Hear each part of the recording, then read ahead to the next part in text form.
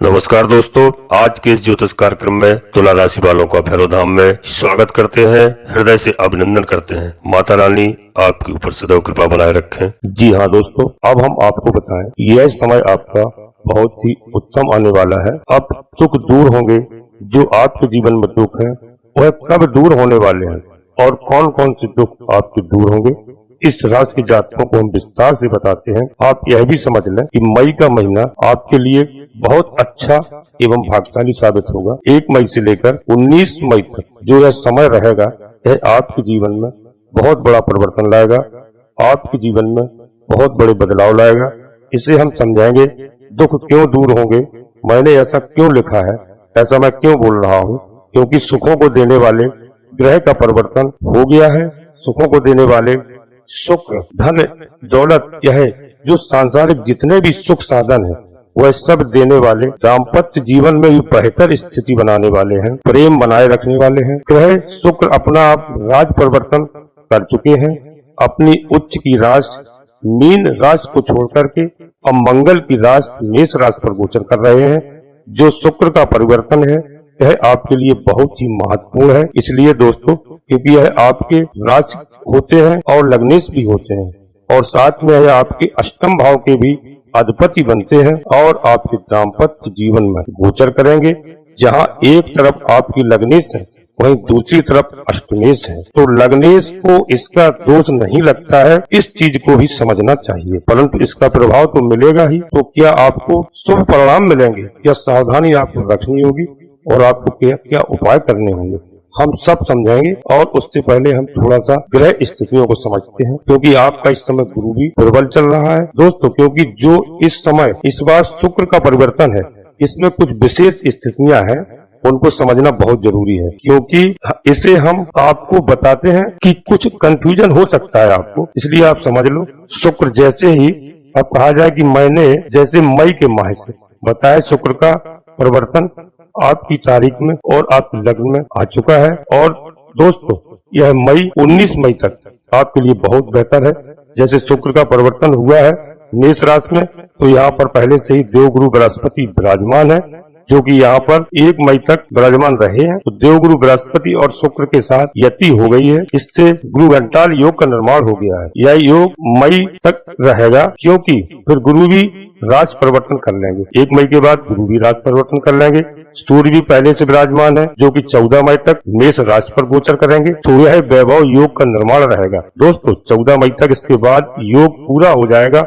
और इसके अलावा बुध का भी संयोग बनेगा, यानी कि बुध 10 मई को आपकी राशि पर आ जाएंगे, मेष राशि पर गोचर करेंगे और मेष राशि में बुध और शुक्र की युति बनेगी। इसकी वजह से बड़ा ही दिव्य लक्ष्मी नारायण योग बन जाएगा दोस्तों। तो हम वीडियो को प्रारंभ करते हैं। वीडियो को प्रारंभ करने से आपसे एक अनुरोध करते हैं कि आप श्री काल भैरव नाम चैनल में पहली बार आए हैं तो हे माता धन की देवी लक्ष्मी जी, जो भी जातक इस चैनल को सब्सक्राइब करता है एवं लाइक करता है और कमेंट्स बॉक्स में पूरी भक्ति भाव के साथ माता लक्ष्मी जी कृपा करो एवं माता भद्रकाली कृपा करो, एक बार नहीं कम से कम 3 बार लिखता है, तो हे माँ उसके घर में किसी प्रकार की धन दौलत या सम्मान की कमी नहीं रहने देना, उसके परिवार की सदैव रक्षा करना।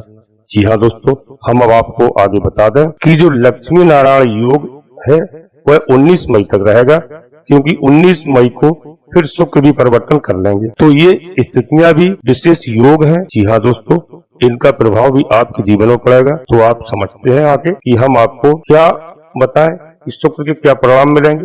और कई बार एक मैं छोटी सी बात आपको बताता हूँ। कई बार कुछ लोगों को लग सकता है जो मैं यही योग बताता हूँ या जैसे मैंने अभी सब कुछ आपको बताया है, इस डेट तक रहेंगे, यह ग्रह युति होगी। तो कई लोगों को ऐसा लगता है कि यह समय बर्बाद होता है हमारा, परंतु जब आप कोई चीजें बराबर समझते हैं और सुनते हैं तो धीरे धीरे, और जब आप समझते हैं तो आप यह जो फलादेश है उसे और भी अच्छे से समझ पाएंगे। इसलिए वीडियो में मेरी अंत तक रहना दोस्तों, क्योंकि इतना आपके साथ क्या क्या घटित होने वाला है और क्या नहीं होगा, कैसे होगा, और सब आसानी से आप समझ सकेंगे। जो ज्योतिष की जानकारी रखते हैं वो यह सब चीज समझते हैं, तो आपको भी समझना चाहिए दोस्तों। हम आगे बढ़ते हैं। यदि हम बात करें कि आपको लाभ क्या क्या मिलने वाला है। तो ये लगने से आपके जीवन में जो जो मानसिक टेंशन अब तक बनी हुई थी, आपके जीवन में जो तनाव बना हुआ था, अब वो सब कम होगा, उसमें कमी आएगी।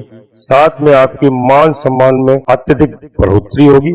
आपके जीवन में वो स्थिति आप प्राप्त कर पाएंगे जो बहुत समय से आप प्राप्त नहीं कर पाए थे और प्राप्त करना चाहते थे, क्योंकि लग्नेश का परिवर्तन वो भी सीधा सीधा आपके लग्न से संबंध बनाता है। इससे बड़े परिवर्तन होंगे, क्योंकि लग्न ही प्रिय दर्शकों की कुंडली में बहुत महत्वपूर्ण स्थान कहलाता है। कहा जाए कि सबसे महत्वपूर्ण, हर एक भाव का अपना अलग महत्व है, हर एक स्थिति का अपना अलग महत्व है, परंतु एक लग्न ऐसी कहलाती है कि उसका सबसे ज्यादा महत्व होता है।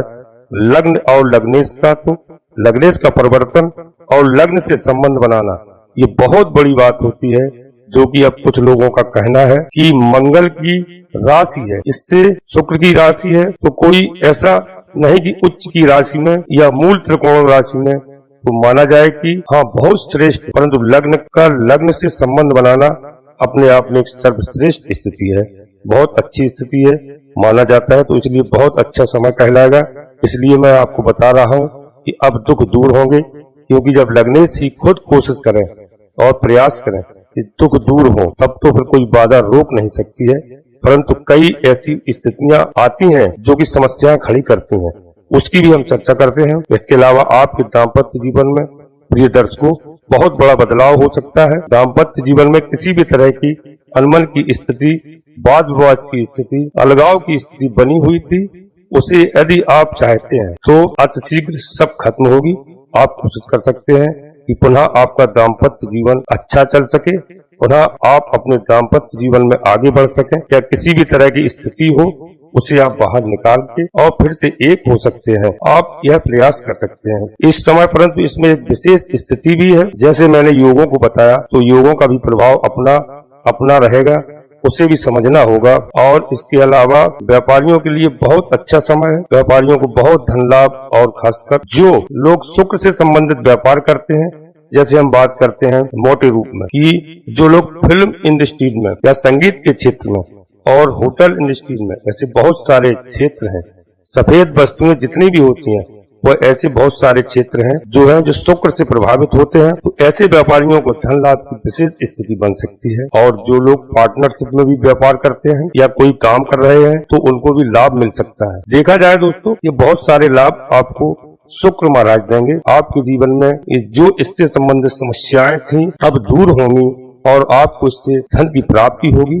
परंतु एक चीज अब समझना चाहिए, सावधानी जो क्या रखनी है हम आपको हमेशा बताते हैं। सावधानी ऐसी है जो कि जितने हम अच्छे परिणाम प्राप्त करना चाहते हैं, जितने हम कुछ पॉजिटिव चीजें प्राप्त करना चाहते हैं, तो एक चीज समझना होगा, इसे गहराई से। कुछ लोग ऐसा समझते हैं कि नहीं, हमें जो करना है उसे हम समझेंगे, परंतु यह बहुत बड़ी गलती हुआ करती है। हमें यह भी समझना चाहिए जो हमें नहीं करना है। यदि आपने इस चीज को समझ लिया तो जो करना है और जो नहीं करना है दोनों सिक्के, क्योंकि हमेशा सिक्के के दो पहलू होते हैं, तो दोनों पहलुओं को आपको समझना होगा, फिर कोई समस्या नहीं रहेगी। दोस्तों आइए सावधानी क्या रखनी है, तो हम सावधानी के आपको सबसे बड़ी सावधानी बताते हैं। यात्रा करते समय आपको सावधान रहना चाहिए और अहंकार बिल्कुल नहीं करना चाहिए, अहंकार को त्याग देना चाहिए। यात्रा करते समय चोट चपेट लगने की स्थिति बन सकती है। और जो लोग विदेश में रह रहे हैं, टेम्परेरी रूप में भी यात्रा करना चाहते हैं और वहाँ पर स्थायी वास यानी फॉरेन कंट्री में स्थायी वास करना चाहते हैं, तो थोड़ी समस्या हो सकती है, जो कि अब इसमें एक बहुत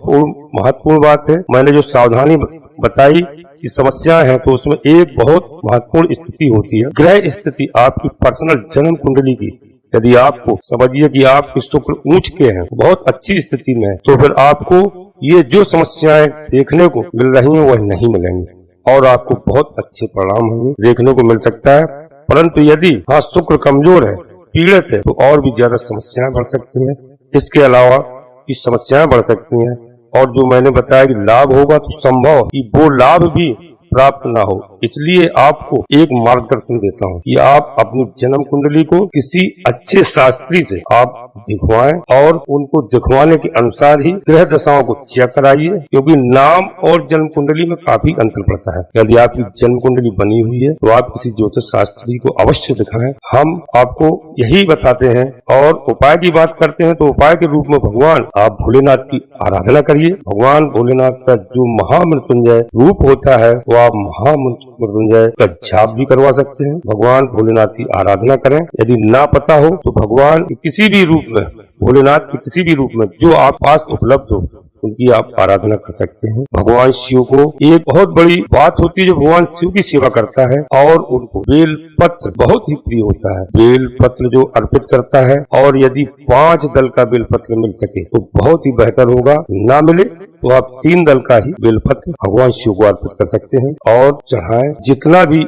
आप चढ़ा सकते हैं, ये उपाय बहुत श्रेष्ठ है। और मैंने पहले भी आपको बहुत उपाय बताए हैं। मैं चाहता हूं और भी बात आपसे करना चाहूंगा कि दोस्तों, यदि आप अहंकारी हैं तो अहंकार आपको बिल्कुल छोड़ देना चाहिए, क्योंकि एक बार अहंकार कुबेर जी को हुआ था। हम उसके बारे में आपको बताते हैं। कुबेर जी का अहंकार भी भगवान भोलेनाथ ने तोड़ दिया था। जी हाँ दोस्तों, इसलिए आप आज की वीडियो में पूरा अंत तक रहना और आप मेरी बात को सुनो कि कुबेर जी का अहंकार कैसे खत्म हुआ था। यह एक बहुत पौराणिक कथा है। कुबेर जी तीनों लोकों में सबसे धनी है। एक दिन उन्होंने सोचा कि हमारे पास इतनी संपत्ति है लेकिन कम ही लोगों को इसकी जानकारी है, इसलिए उन्होंने अपनी संपत्ति का प्रदर्शन करने के लिए एक भव्य भोज का आयोजन करने की बात अपने मन में सोची। उसमें तीनों लोगों के सभी देवताओं को आमंत्रित किया। दोस्तों, भगवान शिव उनके इष्ट देवता थे, इसलिए उनका आशीर्वाद लेने वह कैलाश पर्वत पर पहुंचे और कहा, प्रभु आज मैं तीनों लोगों में सबसे धनवान हूँ। यह सब आपकी कृपा का फल है। अपने निवास पर एक भोज का आयोजन करने जा रहा हूँ, तो प्रभु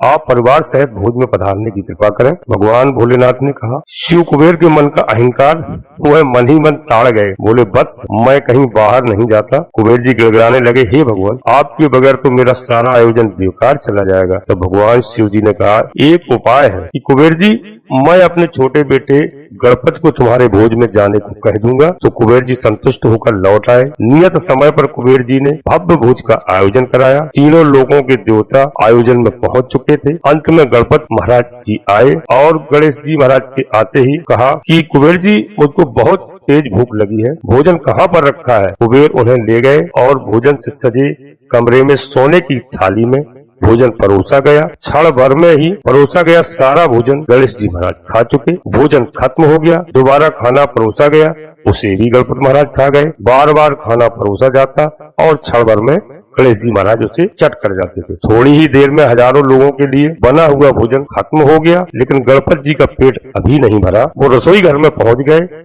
और वहाँ रखा सारा कच्चा सामान भी खा गए, तब भी भूख नहीं मिटी। जब सब कुछ खत्म हो गया तो गणपति जी ने कुबेर से कहा, जब तुम्हारे पास मुझे खिलाने के लिए कुछ भी नहीं था तो तुमने मुझे न्योता ही क्यों दिया। इससे भगवान गणपति जी महाराज ने कुबेर जी का अहंकार चूर कर दिया और अहंकार चूर हो गया। इसलिए दोस्तों, मैं आपसे बार बार अनुरोध करता हूँ, आप बिल्कुल अहंकार में मत आए, किसी के साथ अन्याय न करें, सत्य और धर्म पर चलें। मैं 101% गारंटी के साथ कहता हूँ कि आप जो भी ईमानदारी से विश्वास के साथ कार्य करेंगे, आपको विलम्ब अवश्य होगा लेकिन आपकी विजय हमेशा होगी। सत्य कभी पराजित नहीं हुआ है, न कभी हो सकता है। इसलिए मेरे प्यारे दोस्तों, भगवान भोलेनाथ की आराधना करें और आपको सफलता मिलेगी, आपके सारे कष्ट दूर होंगे। इसलिए दोस्तों, अब हम आपसे पुनः फिर एक बार अनुरोध करते हैं कि आप अपने परिवार से स्वस्थ रहेंगे, मस्त रहेंगे। दोस्तों, कमेंट्स बॉक्स में पूरी भक्ति भाव के साथ धन की माता लक्ष्मी जी कृपा करो, माता